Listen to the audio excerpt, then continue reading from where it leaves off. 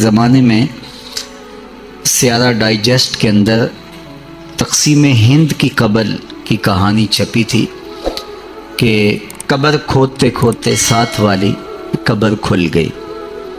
तो लोगों ने देखा कि कफन भी मैला नहीं हुआ।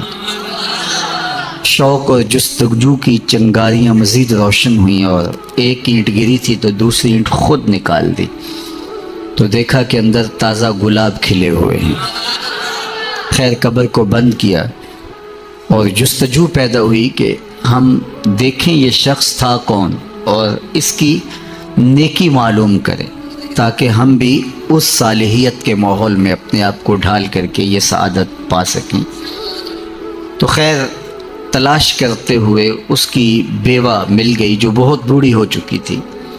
तो लोग उसके पास गए कि तेरे शौहर की कब्र यूं खुल गई और हमने ये मंजर देखा, तो तुम बता सकती हो कि वो कौन सा नेक अमल करता था? तो उसने जहन पे ज़ोर दिया, कहा मेरा शौहर एक सादा सा शख्स था और पढ़ा लिखा भी नहीं था, लेकिन हाँ मुझे याद आया इसका एक अमल था। जब सुबह के वक्त वो मस्जिद में जाता नमाज के लिए तो लोग कुरान खोल के बैठ जाते। एक ज़माना था लोग फजर के बाद कुरान मजीद की तिलावत किया करते थे और घरों में भी सुबह के वक्त कुरान ज़रूर खुलता था। अल्लाह वो दौर दोबारा पलट के ले आए हमारे लिए और नौजवानान उम्मत कुरान का चेहरा देखें फेसबुक की बजाय। तो वो एक ज़माना था। तो जब सारे लोग कुरान खोल के बैठ जाते तो इससे बड़ी तकलीफ़ होती कि काश मैं भी कुरान पढ़ा होता। तो ये बोझल कदमों से घर पलटता और ताक पे रखे हुए कुरान मजीद के नुस्खे को उतारता, खोलता, चूमता। पढ़ना तो आता नहीं था, तो एक एक सतर पे उंगली फेरता और कहता मालिक मुझे पता नहीं क्या लिखा है, जो लिखा है हक लिखा है। फिर दूसरी सतर पे उंगली रखता और कहता मालिक ये भी सच लिखा है। फिर तीसरी सतर पे उंगली ले आता, कहता मालिक ये भी सच लिखा है।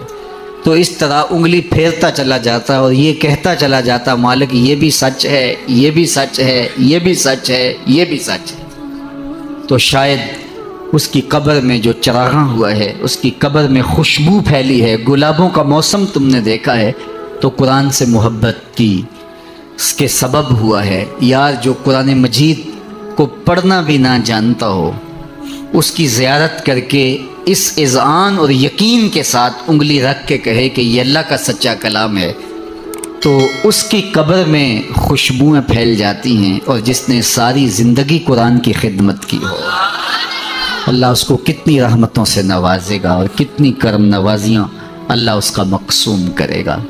अभी हज़रत की उम्र के हवाले से बात हो रही थी तो मुझे इमाम अबू नईम अल अस्फ़हानी से एक रिवायत जो उन्होंने हिलिया में बयान की कि जो शख्स 70 साल की उम्र में इंतकाल करता है अल्लाह उसके बुढ़ापे का हया करते बग़ैर हिसाब के जन्नत अता करता है, और जो 80 साल की उम्र में इंतकाल करता है अल्लाह उसे हक़ शिफ़ाअत भी अता करता है। अपने ख़ानदान के कितने लोगों की सिफारिश करके उन्हें जन्नत में ले जाएगा। इसलिए हमारे दीन में बूढ़ों की उम्र की कसरत की वजह से तकरीम करने की तलकीन की गई है। और हमारे सूफिया फरमाते हैं कि बड़े की ताज़ीम इसलिए करो कि उसकी नेकियां ज़्यादा हैं, और छोटे को इस नज़र से देखो कि इसके गुनाह कम हैं।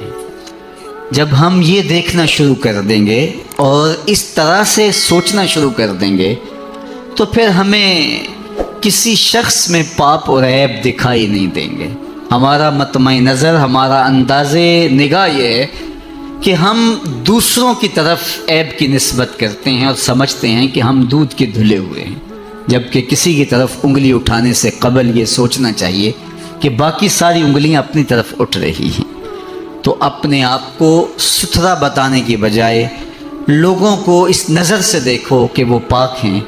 और अल्लाह ताला ने बिलखुसूस जो मैंने अर्ज़ किया, ये बात ज़िम्नन आ गई कि बुढ़ापे का हया किया है। हज़रत बायज़ीद बुस्तामी की 72 साल की उम्र में उनका विसाल हुआ। तो जब कब्र में गए तो बाद में किसी को ख्वाब में मिले तो उसने कहा कि सुनाओ क्या माजरा हुआ। कहा मेरे मालिक ने मुझे جب حاضر ہوا تو کہا اے بوڑھے بتا میرے پاس کیا لے کر آیا ہے؟ تو میں نے کہا مالک بادشاہوں کی چوکھٹ پہ جب فقیر آئیں تو شہنشاہ یہ تو نہیں پوچھا کرتے کیا لے کر آئے ہو، فقیروں کو تو یہی پوچھا جاتا ہے کیا لینے آئے ہو، میں تیری رحمت کا سوالی بن کے آیا ہوں۔ اللہ نے بغیر حساب کے میری مغفرت فرما، میری بخشش فرما دی۔ اور جنہوں نے اپنی زندگیاں راہ دین پہ گزاری ہوں، حضرت سیدنا عمر رضی اللہ تعالیٰ عنہ فرماتے ہیں کہ آقا کریم علیہ السلام نے ارشاد فرمایا کہ جس شخص کے مرنے کے بعد 4 لوگوں نے اس کی اچھائی کی گواہی دے دی وہ جنتی ہے۔ 4 لوگوں نے کہا یہ بہت اچھا شخص تھا۔ تو حضرت عمر کہتے ہیں میں نے عرض کی یا رسول اللہ صلی اللہ علیہ وسلم اگر کسی کے پاس 4 گواہ نہ ہوں 3 گواہ ہوں تو آقا کریم نے فرمایا وہ بھی جنتی ہے۔ حضرت عمر فرماتے ہیں کہ میں نے عرض کی یا رسول اللہ صلی اللہ علیہ وسلم اگر کسی کے پاس 3 گواہ بھی نہ ہو 2 گواہ ہوں تو آقا کریم نے اس کے لیے بھی یہی بشارت دی۔ حضرت عمر فرمایا کرتے تھے ایک کے بارے میں نے پوچھا نہیں حضور نے بتایا نہیں، تو جس کو 2 گواہ بھی مل گئے اچھائی کے کہ وہ صالح تھا وہ نیک تھا تو اس کے لیے جنت کے در کو شادر ہیں، اور جس کی نیکی کی، جس کے تقوی کی، جس کی خدمت قرآن کی زمانہ گواہی دے تو بتاؤ اللہ کتنی ناز برداریاں کرے گا۔ جانا تو سب نہیں ہے، یہاں کسی نے بیٹھ نہیں رہنا، 100 سال بھی جئیں گے تو یہاں سے رخصت ہونا پڑے گا۔ کج کلاہوں نے بھی شہنشاہوں نے بھی یہاں سے رخصت ہونا ہے، جن کا طوطی بولتا ہے، جن کے نقارے بجتے ہیں وہ بھی یہاں نہیں بیٹھ رہیں گے۔ موت ہے ہنگامہ آرا کلزم خاموش میں، ڈوب جاتے ہیں سفینے موج کی آغوش میں۔ یہاں بڑے بڑے پہلوان، بڑے بڑے کج کلا اور شہنشاہ باقی نہ رہے۔ کسی نے دیکھا مقدونیہ میں ایک بوڑھی عورت ایک قبر پہ بیٹھی ہے، تو کہا کہ یہاں کیا کر رہی ہو؟ کہا یہاں میرا بیٹا سکندر دفن ہے۔ اس نے کہا کہ بڑھیا یہاں کئی سکندر آئے اور چلے گئے، تو یہ دنیا یہاں کسی نے نہیں بیٹھ رہنا، سب نے چلے جانا ہے، لیکن جانے کے انداز بھی نرالے ہوتے ہیں۔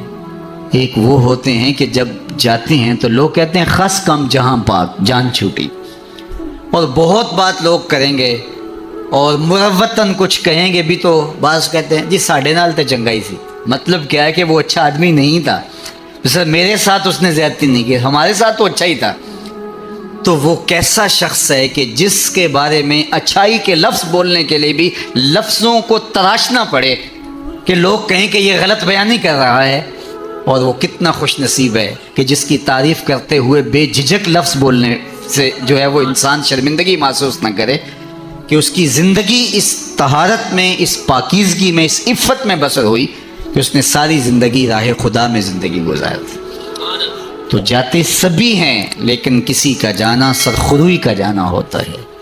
موت کسی کے لیے بھیانک خواب ہوتا ہے اور کسی کے لیے یہ خوشگوار اور خوبصورت انداز ہوتا ہے، وصل حبیب کا ذریعہ ہوتا ہے۔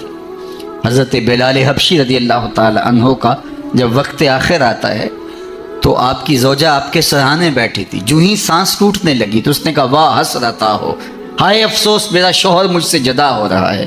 تو حضرت بلال حبشی نے پلٹ کے دیکھا اور اپنی زوجہ سے کہا یہ تم کیا بول رہی ہو؟ کہا ہاں آپ مجھ سے جدا ہو رہے ہیں۔ فرمایا یہ حسرت بڑے لمحے نہیں ہے، یہ دکھ کی کہانی نہیں ہے، بلکہ میں تو اپنے آقا محمد عربی سے ملنے جا رہا ہوں۔ تو یہ وصل محبوب کا ذریعہ ہے۔ حضرت یعقوب علیہ السلام، حضرت ابراہیم علیہ السلام کے پاس جب ملک الموت آئے اللہ کی طرف سے پیغام لے کر کے، تو انہوں نے کہا کہ میں قبض روح کے لیے آیا ہوں۔ حضرت خلیل نے کہا کہ عجیب بات ہے، میرا رب مجھے اپنا خلیل بھی کہتا ہے، خلیل کہتے ہیں گوڑے یار کو، تو میرا رب مجھے اپنا خلیل بھی قرار دیتا ہے، اور کیا کوئی یار بھی یار کی موت چاہتا ہے؟ اور تمہیں قبض روح کے لیے بھیجا۔ کہا میں تو حکم کا پابند ہوں، عبد معمور ہوں، بارگاہ ہزدی میں دوبارہ حاضر ہوئے، تیرے بندے کے پاس حاضر ہوا تھا، اور یہ میسج ہے تیرے بندے کا تیرے نام کہ کیا کوئی یار بھی یار کی موت چاہتا ہے؟ تو کہا اے اسرائیل پھر جا میرے خلیل کو میرا سلام دے اور کہے کبھی ایسا بھی ہوا ہے یار یار کو بلائے اور وہ ملنے بھی نہ آئے؟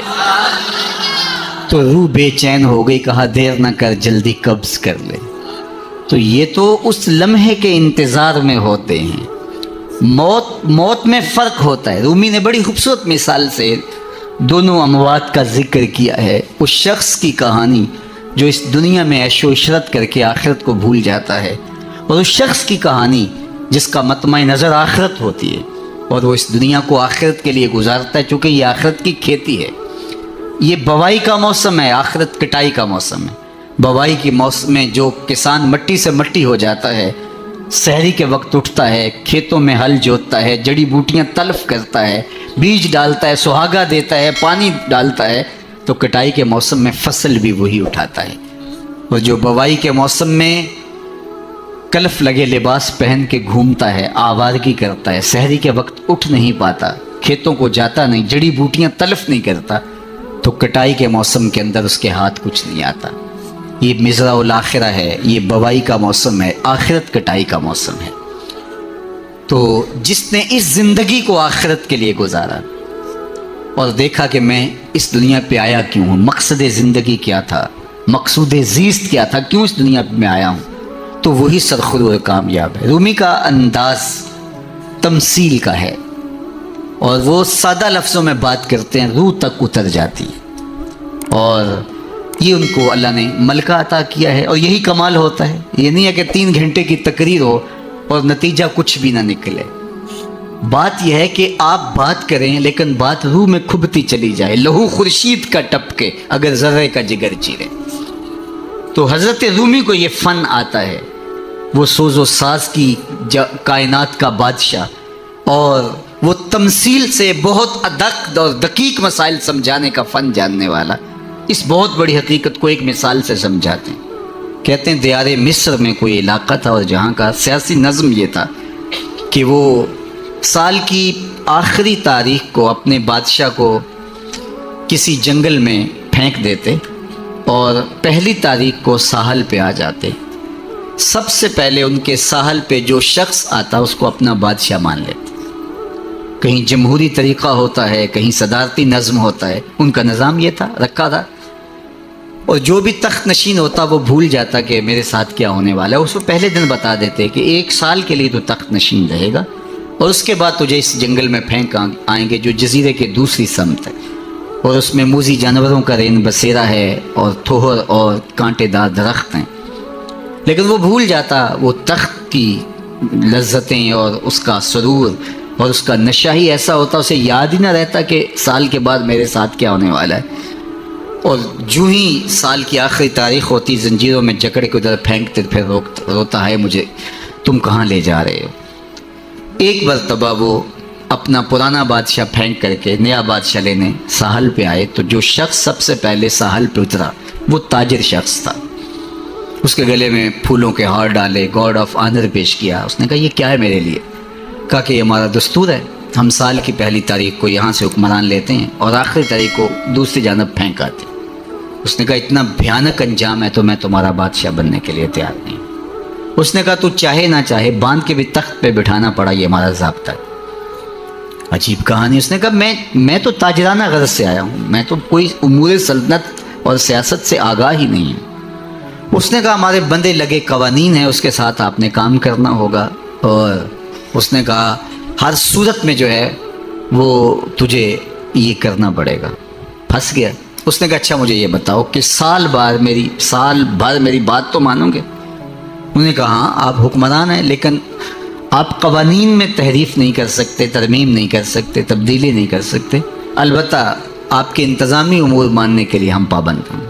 اس نے کہا ٹھیک ہے کوئی بات نہیں. تخت پہ بیٹھ گیا.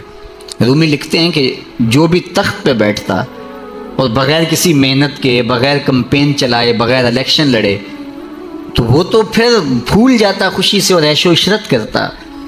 لیکن یہ پہلا شخص تھا جب تخت نشین ہوا تو اس نے کہا بلدیہ کے ملازمین بلائے جائیں. بلائے گئے. کہا جاؤ اس جنگل میں جہاں بادشاہوں کو پھینک کے آتے ہو وہاں کے کانٹے اور جھاڑیاں کاٹو. اور پولیس کے کمانڈوز بلائے. کہا جاؤ وہاں جا کے جو موذی جانور ہیں ان کو قتل کر دو. معمار بلائے. کہا جا کے وہاں خوبصورت محل بناؤ.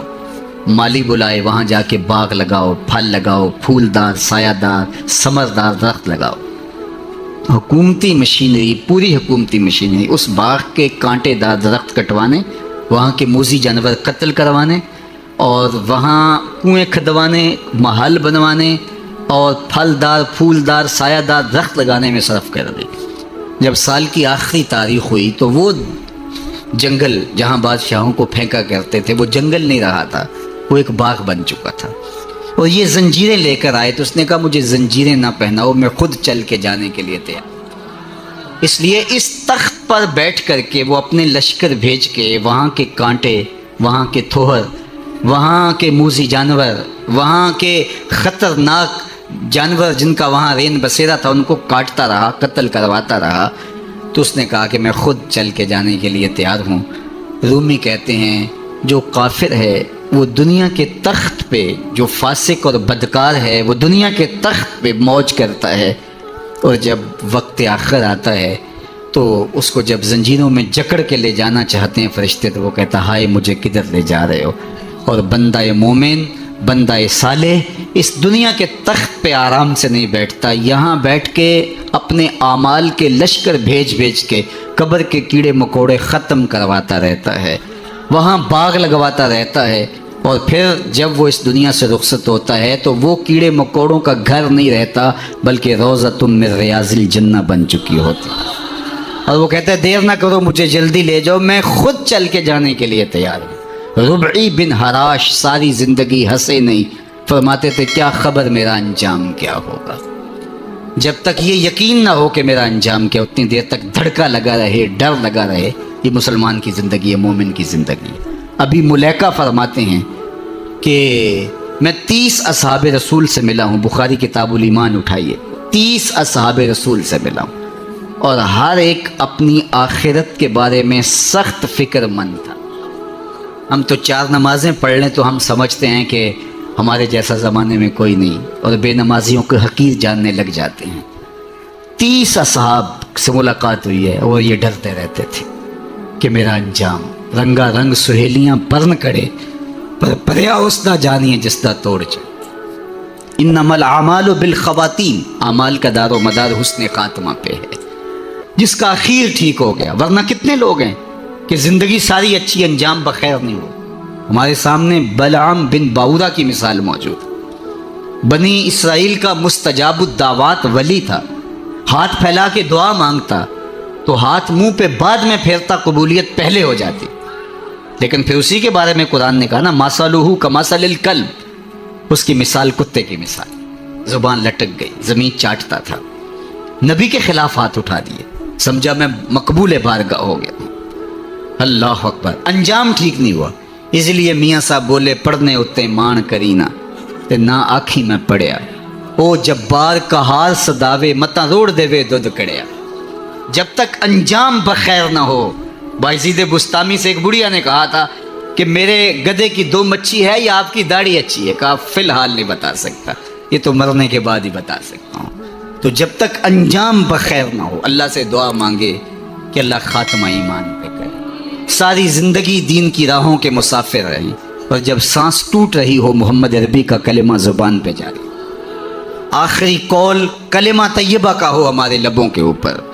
ربی بن حراش ساری زندگی مسکرائے نہیں، فرماتے تھے کیا خبر انجام کیا ہوگا۔ اللہ اکبر۔ خیر وقت آخر تو آنا ہی تھا، تو جب آخری وقت آیا تو ان کے بھائی ربی بن حراش نے کہا جاؤ، غسال کو بلا کے کہا میرے بھائی کو غسل دو۔ تو وہ غسل دینے داخل ہوا تو فوراً باہر آ گیا۔ اتنی جلدی؟ کہا تھا تیرا بھائی بڑا عجیب ہے۔ کہا ہوا کیا؟ کہا نحنو نغتسلہ وہو یتبسم، ہم اسے غسل دیتے ہیں اور یہ آگے سے مسکرا رہا۔ اقبال نے کہا تھا نا نشان مرد مومن باتو گوئم، چوں مرگ آئے تبسم بر لب اوست۔ آ تجھے اللہ کے بندے کی نشانی بتاؤں، جب موت آتی ہے تو اس کی پیشانی پہ ندامت کا پسینہ نہیں ہوتا، اس کے لبوں پہ کامیابی کی مسکراہٹ پھیل جاتی۔ کہا یا تیرا بھائی بڑا عجیب ہے، نحنو نغتسلہ وہو یتبسم، ہم اسے غسل دیتے ہیں وہ آگے سے مسکراتا ہے۔ کہا میرے بھائی نے قسم کی تھی جب تک اچھا انجام نہیں دیکھوں گا نہیں مسکراؤں گا۔ پورے شہر میں شور مچ گیا، ایک بندہ مرنے کے بعد مسکرایا ہے۔ بعض لوگ تو بہت خوش ہوئے، بعض نے کہا یہ گھڑی ہوئی کہانیاں ہیں، یہ مریدین کا اعتقاد ہے، ان کا حسن اعتقاد ہے، کیسے ہو سکتا ہے مرنے کے بعد مسکرائے۔ ایک بہت بڑا ہجوم جمع ہو گیا حضرت کی زیارت کے لیے۔ بعض لوگ تیکھے سوال لیے، بعض محض تماشائی، بعض سیدھا سیدھا انکار کر رہے ہیں، پورا بصرہ امڈ آیا۔ اتنے میں انہیں غسل دے کے چارپائی پہ ڈال کے کفن بھی ڈال دیا گیا تھا۔ جب لوگ گھر میں داخل ہوئے تو قبل اس سے کہ وہ سوال کرتے، امام ابو نعیم نے حلیہ میں لکھا، قاضی ایاز مالکی اندلسی نے الشفاء کے اندر لکھا، اور اس کو امام سہیلی نے روض الانف میں لکھا، اور بھی بہت سارے لوگوں نے لکھا۔ جب لوگ داخل ہوئے اور تیکھے تیکھے سوال تھے کہ یہ پوچھیں گے، یہ بات کریں گے، کیسے مسکرائے، سچ ہے، غلط ہے، جھوٹ ہے، اور یہ چارپائی پہ ڈالے جا چکے تھے، کفن اڑا دیا گیا تھا۔ جب لوگ داخل ہوئے تو انہوں نے کفن ہٹایا، ہاتھ باہر نکالا اور لوگوں سے مخاطبت کرتے ہوئے کہا السلام علیکم۔ لوگ حیرت میں ڈوب گئے، وعلیکم السلام، اتتکلم بعد الموت، عجیب بات ہے، مرنے کے بعد باتیں کر رہے ہو؟ قال نعم اتکلم بعد الموت، ہاں ہاں مرنے کے بعد باتیں کر رہا ہوں۔ عرش فرش تے بانگا ملیاں تے مکے پہ گیا شور، بلے شاہ سا مرنا نہ ہی تے گور پیا کوئی ہور، فَلَنُحْيِيَنَّهُ حَيَاتًا طیبہ۔ اور اقبال کہتا ہے فطرت ہستی شہید آرزو رہتی نہ ہو، خوب تر پیکر کی اس کو جستجو رہتی نہ ہو، موت کو سمجھا ہے غافل اختتام زندگی، یہ ہے شام زندگی صبح دوام زندگی۔ فَلَنُحْيِيَنَّهُ حَيَاتًا طیبہ کا روپ ظاہر ہوا، ہاں ہاں مرنے کے بعد باتیں کر رہا ہوں۔ لوگوں نے کہا بتاتے رب نے تیرے ساتھ سلوک کیا کیا؟ تو ربی بن حراج جو فوت ہو گئے وہ بول کے کہہ رہے استقبلنی ربی غیر غضبان واستقبلنی بروح و ریحان، اس کے قدرت والے چہرے پہ کوئی غصہ نہیں تھا، اس نے روح و ریحان کے پھول میرے گلے میں ڈالے۔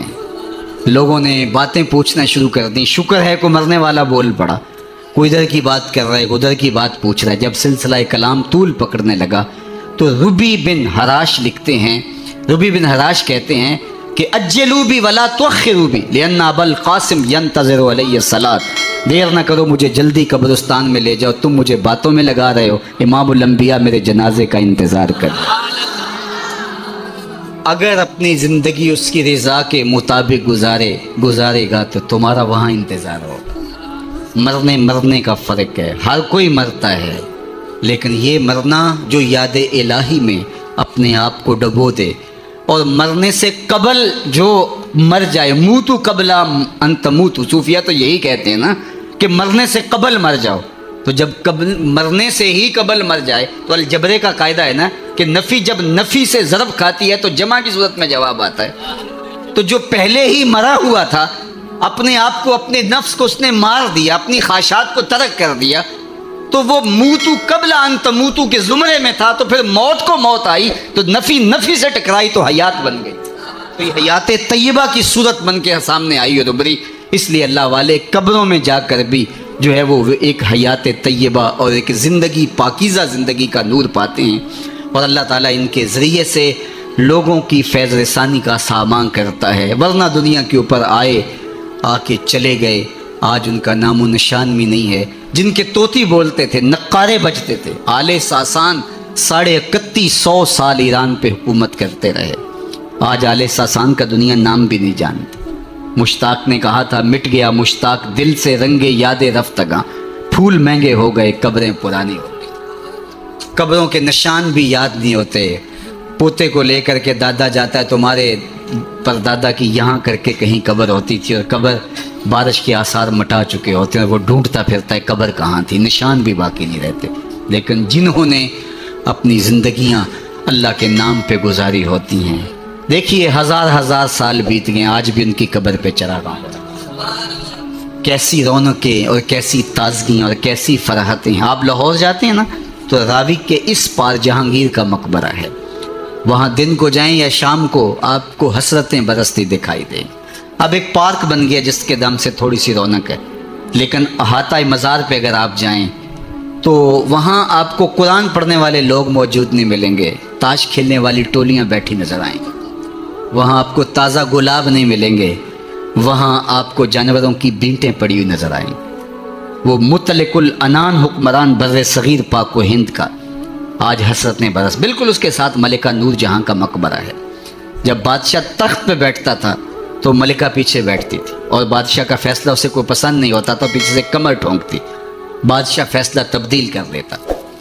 جس کے اشارہ ابرو پر ہندوستان کی تقدیر کے فیصلے لکھے تھے نیچے اندھیرے میں اس کی بھی قبر ہے. اور ان کی اپنی بیٹی زیب النساء کا شعر لوح مزار پہ کندہ ہے. بر مزار ماں غریباں نہ چراغے نہ گلے، نہ پرے پروانہ سوزت نہ صدائے بلبلے. ہم غریبوں کی قبر پہ نہ کوئی چراغ جلانے آئے گا نہ کوئی پھول ڈالنے. آج غریب بنے ہیں. جو بر صغیر کی پوری راجدھانی کے مالک تھے آج غریب بنے. بر مزار ماں غریباں، یہ شہزادی کا شعر ہے. بر مزار ماں غریباں نہ چراغے نہ گلے، نہ پرے پروانہ سوزت نہ صدائے بلبلے. نہ بلبل گیت گانے آتا ہے اور نہ پروانہ پر جلانے آتا ہے. یہ میں بادشاہوں کی کہانی سنا رہا ہوں. یہ راوی کے اس پار کی کہانی ہے. اب راوی کا پل پار کر جائیں. ایک لوح مزار ادھر بھی ہے. یہاں تو لکھا ہے بر مزار ماں غریباں نہ چراغے نہ گلے، اور وہاں لکھا ہے گنج بخشے فیض عالم مظہر نور خدا، نہ کساں را پیر کامل کاملاں را رہنما. اب میں نے اور آپ نے دیکھنا ہے ہم کس زمرے میں آنا ہے، کن کے ساتھ جڑنا ہے، کن سے وابستگی اختیار کرنی ہے، کس دائرے میں آنا ہے. سلطنت روم کا شہنشاہ، اس دور کی سپر طاقت. لیکن اگر میں آپ سے پوچھوں جس زمانے میں میرے حضور آئے تھے اس زمانے کے خاقان کا نام کیا ہے تو آپ میں سے کوئی بتا سکتا ہے؟ میں علماء کو چھوڑتا ہوں، تاریخ کا گہرا مطالعہ کسی کا ہو تو الگ بات ہے. لیکن اگر پوچھوں جس دور میں میرے حضور آئے اس دور کے خاقان کا نام کیا تھا، شاید کوئی نہ بتا سکے. اچھا میں پوچھتا ہوں اس دور کے کیسر کا نام کیا تھا؟ اس دور کا ٹرمپ تو وہی تھا نا، لیکن آج اس کا نام کوئی بھی نہیں جانتا. چلو میں پوچھتا ہوں اس دور کے کسرا کا نام کیا تھا؟ سوائے تاریخ کے طالب علموں کے کوئی نہیں بتا سکے گا. چلو میں یہ پوچھتا ہوں اور اس مجلس میں موجود سب سے کم عمر بچے سے پوچھتا ہوں کہ جس زمانے میں میرے حضور آئے میرے حضور کے مؤذن کا نام کیا تھا؟ تو وہ سر اٹھا کے بلال حبشی کا نام لے گا. یار اس دور کی سپر طاقت کے مطلق العنان حکمران کا نام تو زمانے کو یاد نہیں ہے. کیسر کا نام، کسرا کا نام، خاقان کا نام زمانے کو یاد نہیں ہے، لیکن بلال حبشی کا نام آج بھی سینوں پہ لکھا ہے. تو اقبال تڑپ کے بولا، اقبال یہ کس کے عشق کا فیض عام ہے؟ رومی فنا ہوا حبشی کو دوا. شہنشاہ روم کا نام بھی زمانے کو یاد نہیں. رومی فنا ہوا حبشی کو دوام ہے، تو دوام محمد عربی کے قدموں میں ہے. سارا نور اسی چوکھٹ پہ ہے. سارے اجالے اور ساری روشنیاں حضور علیہ السلام کے قدموں سے پھوٹتی ہیں. تو جب سارا نور ملتا ہی یہاں سے ہے، سارے اجالے اسی دہلیز سے خیرات کی صورت میں میسر آتے ہیں، تو وہ اپنی ساری زندگی حضور کے نام پہ لگا. اقبال کے سارے کلام کا رس نچوڑیں تو جو خلاصہ نکلتا ہے وہ یہ ہے، بمصطفیٰ برساں خیشرا کے دی ہماؤز، اگر بہو نہ رسیدی تمام بولا بیز. اگر اپنے آپ کو کھینچ کے تو حضور کے قدموں تک لے گیا تو زندگی کا سارا جمال تجھے نصیب ہو. اور اگر تو حضور کے قدموں تک نہیں پہنچ سکا تو کلمہ پڑھ کے بھی ابو لہب کا ابو لہب ہی رہے. آئیے میں اور آپ اپنے آپ کو کھینچ کے حضور کی چوکھٹ پہ لے آئیں، حضور کی دہلیز پہ لے آئیں. ہمارے یہ سادات، یہ علماء، یہ پیران عظام، یہ بزرگان دین اسی پیغام کو لے کر کے میدان عمل میں موجود ہیں. اپنی زندگیاں انہوں نے اسی لیے وقف کی ہیں کہ لوگوں کو حضور سے جوڑا جائے، حضور سے وابستگی، آقا کریم سے دل بستگی، حضور سے تعلق خاطر قلبی ربط پیدا ہو جائے. اور یہ جتنا مضبوط ہوگا زندگی اس قدر ہی جمال پرور ہوتی چلی جائے گی. اللہ جل شانہ اپنی خاص عنایات کا حظ وافر اس آستان نور پہ شامل فرمائے، اور ہمارے قبلہ شاہ صاحب زیدہ مجدہو کو، ان کے برادران کو، ان کے خاندان کے جملہ افراد کو والد گرامی کے سائے کے اٹھ جانے سے جو کمی پیدا ہوئی، واقعہ ہوئی، اللہ اس پر انہیں توفیق صبر دے. ویسے تو والدین کی روحانیت ہمیشہ اولاد کے سر پہ رہتی ہے اور ان کی برکتیں ہمیشہ اولاد کو نصیب ہوتی ہیں، اور اولاد اگر صالح ہو تو ماں باپ کو ان کی برکتیں جو ہے وہ نصیب ہوتی ہیں. جو تین چیزیں چھوڑ کر جاتا ہے کوئی شخص، جو خاص طور پہ ایک حدیث میں آئی، اس میں وَوَلَدٌ صَالِحٌ يَدْعُو لَهُ، وہ اولاد ہے جو ماں باپ کے لیے دعائیں کرتی ہے. تو مجھے بتاؤ وہ والد کتنا خوش نصیب ہے جو اس مسجد کے قرب میں لیٹا ہوا ہے، کہ جن کی اولاد اور ان کے ماننے والے ان کے لیے دعاؤں کے سلسلے کو کبھی رکنے نہیں دیتے، اور کس قدر ان کے لیے محبتوں کی خوشبو اور پیار کی مہک ہے جو پھیلتی رہے گی، اور ان کی قبر میں ان کے اپنے جو ہے وہ لے جائے ہوئے اعمال اور قرآن کی محبت اور حضور سے نسبی نسبت وہ ان کے لیے کافی ہے۔ لیکن یہ اولاد کی طرف سے تحفہ روزانہ پھولوں کی شکل میں، گجروں کی صورت میں اور دعاؤں کی شکل میں جو ان کو پہنچتا رہے گا، تو وہ کتنے آسودہ ہوں گے، کتنے خوش ہوں گے، اور برزخ کے جہان کے اندر جو ہے وہ اپنے دوسرے لوگوں کو کس طرح فخر سے کہہ رہے ہوں گے کہ یہ آج تحفہ میری اولاد نے مجھے بھیجا، یہ صبح کو بھی بھیجا تھا، دوپہر کو بھی بھیجا ہے، شام کو بھی بھیجیں گے، اور وہ وہاں بانٹتے رہیں گے اور نور و نکھت پھیلاتے رہیں گے۔ اس طرح اپنی اولادوں کو نیکی کی اور صالحیت کی راہوں پہ لگاؤ کہ مرنے کے بعد تمہاری قبر میں بھی چراغ ہوں، ورنہ ایسا نہ ہو کہ تمہاری اولاد تمہارا جنازہ بھی نہ پڑھ سکے۔ میں کتنے لوگوں کو جانتا ہوں جن کی اولاد نے اپنے ماں باپ کا جنازہ نہیں پڑھا۔ آپ کہیں گے یہ بہت بد قسمتی ہے، ہم نے تو نہیں سنا۔ ایسے لوگوں کو آپ بھی جانتے ہیں۔ یہ وہ لوگ ہیں جنہیں جنازہ آتا نہیں ہے، اور ساری زندگی لوگوں کے جنازوں میں رسماً کھڑے ہوتے ہیں، پھر ایک دن وہ رسم اپنے باپ اور اپنی ماں، اپنے بھائی، اپنی بیوی، اپنے بچوں کے لیے بھی ادا کرنا پڑتا ہے۔ اور مجھے بتاؤ وہ شخص کتنا بدبخت ہوگا کہ جو اپنے باپ یا اپنی ماں کے جنازے پہ کھڑا ہو جنازہ نہیں پڑھ پاتا، رسماً کھڑا ہے دکھلاوے کے لیے، اور وہ کتنا خوش نصیب باپ ہے جس کا جنازہ اس کا بیٹا پڑھا رہا ہے، جس کے لیے اس کا بیٹا دعائیں کر رہا ہے، اور اس کا بیٹا اس کے لیے سحری کے وقت اٹھ کے آنسو بہا کے مغفرت و بخشش اور غفران کی التجائیں اللہ کی بارگاہ میں پیش کر رہا ہے۔ تو اپنی اولادوں کو صالحیت کے سائے میں لاؤ، نیک لوگوں کی صحبت میں رکھو، پاک لوگوں کے پاس بیٹھنا اٹھنا سکھاؤ، ان کو دین کی تعلیم دلواؤ، اور ان کو اچھے کردار کا حامل بناؤ، تاکہ قبر میں بھی چراغاں رہے اور دنیا کے اندر بھی سکھ اور قرار اور تسکین نصیب ہو۔